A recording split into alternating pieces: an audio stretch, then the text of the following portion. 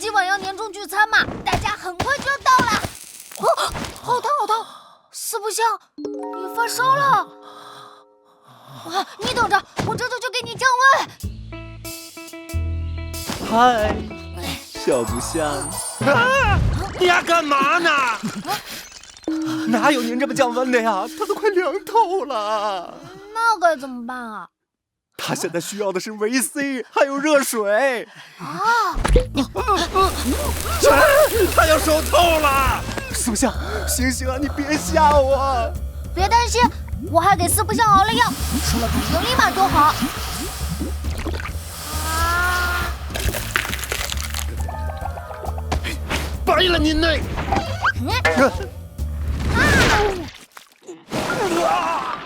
四不像！我没捣乱，我是想让四不像赶紧好好得了吧你！哼，随便吧，谁想管他？你没事吧？大概吧。听说河对岸的东山顶上有一株会发光的仙草，包治百病。哦，要不我去帮你找来？哎，算了，哪儿那么容易找到？啊？他不会要去摘仙草吧？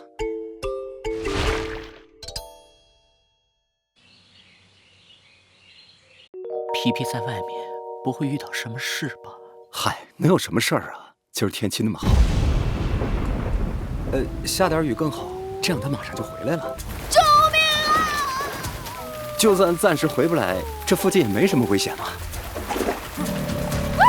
就算有危险，皮皮好歹是个神兽，肯定能对付的。不好吃啊！哇，救我干嘛呀？让我快去！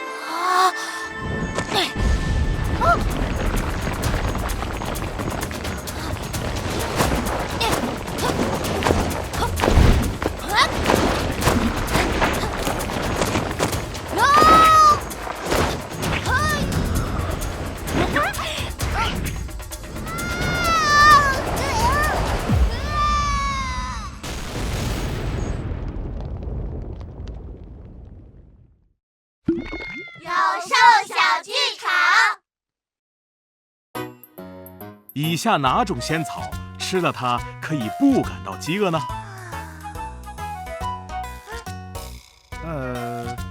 回答正确，不错不错，口头表扬一次。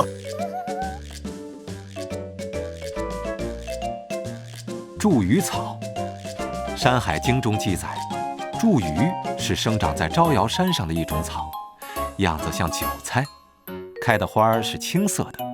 吃了这种草，就不会感到饥饿了。